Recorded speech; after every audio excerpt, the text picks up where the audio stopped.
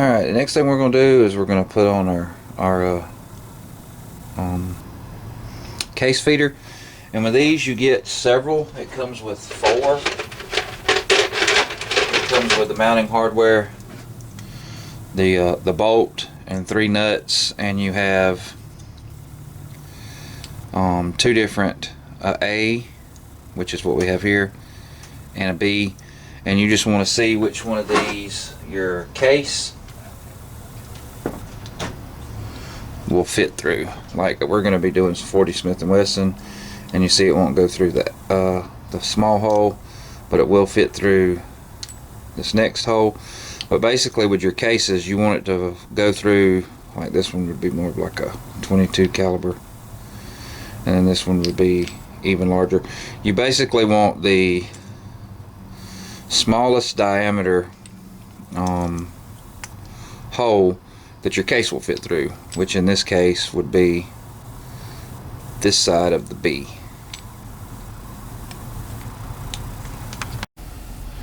Alright, basically what we've got is we've got our case feeder. So what you want to do is just drop your mounting bolt in here like so. You'll take 1 nut and run it all the way up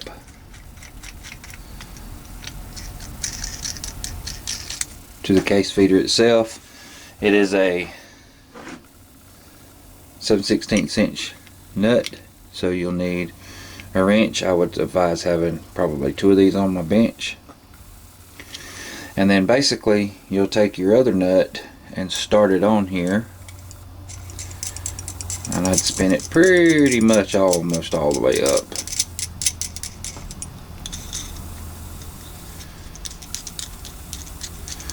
And then you have your third nut that'll go under the press and go on like so. So we'll take it to the press now. So basically what you do is you have a hole right here on this side of the press, if you can see that.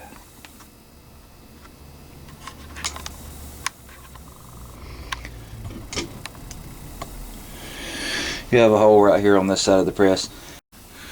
Alright, you'll take your case feeder and you'll just sit it down into the hole, and you'll take your bottom nut, it will go underneath the bottom, and you'll spin it almost all the way up. And they go through a setup instructions on the Lee website and in the instructions, but what I do is I just take me a case and I'll just sit it in there. And what you want to do is you want to move this up to where the bottom of the case feeder just barely moves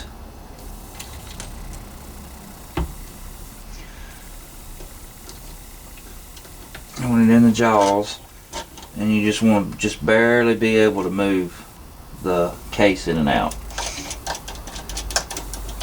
You want just enough clearance.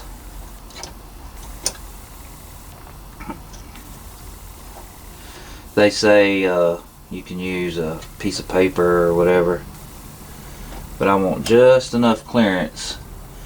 When I have it where I want it, I'll take the top nut that we put in the second nut and spin it down, and then you can kind of test. You just want it to just barely clear, because if you get it too much clearance, it's going to drop another case in before the other one moves out of the way. So that looks pretty good right there. So we'll torque it down. You have to turn 1 bolt, 1 nut one way and the other one the other way, and then you can move the angle in and out to adjust the timing for how fast you want it to drop, or if you want it to hold it a little bit longer. So basically what you should have is you should have enough clearance where you clear this bolt here.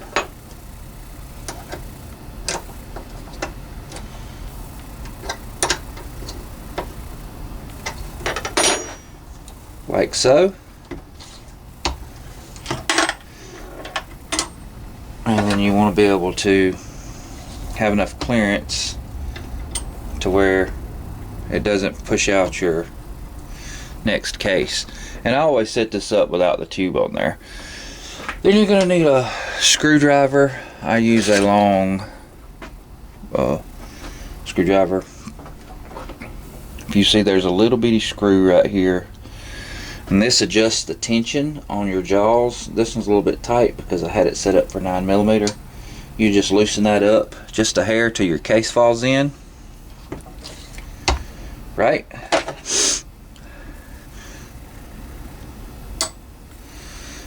I'm going to push it across, and if you've got everything timed just right, this will drop the next case in, and you can just go like that. Okay? So the easiest way to do is you just put a case in, raise your ram arm up to where your case is sitting on the slider, and pull this in until it gets down and your case pops in. And this is where I said you can adjust and move this either in or out to have the case holder, the slider, hold it. Now you do want to use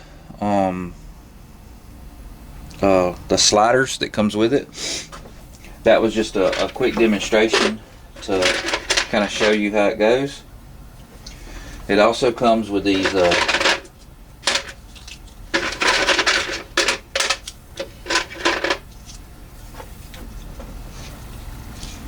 case sliders. I always like to kind of go over how to do this with just a plain base. But it comes with these case sliders, and you just find whichever one that your case will fit through.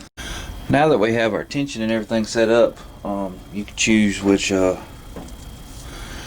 case slider you want. You want this to actually be just a little bit shorter than the case.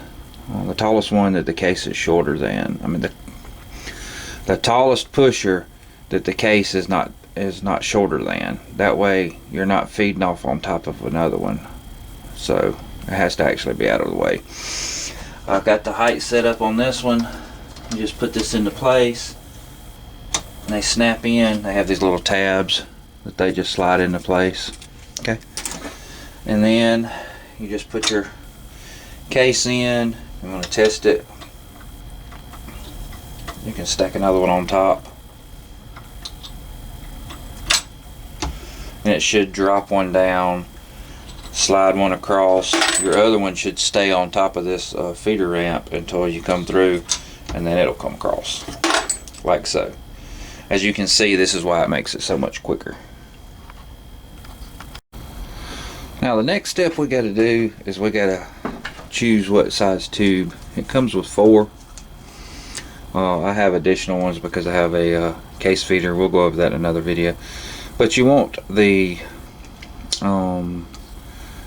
smallest tube that your case will fit in. You know, this one's a little bit thicker wall than that. So this is the tube that fits the best. So basically what we'll do is we'll just place that tube in the hole where we do our feeding at.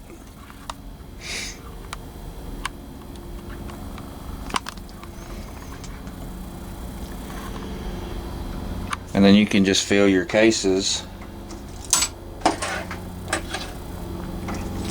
up the tube. I do find that this is kind of flimsy a little bit. It kind of rocks around a little bit. You can always stick a finishing nail or even a little small Allen wrench, whatever you need to do to make it a little bit more sturdy, if that works for you.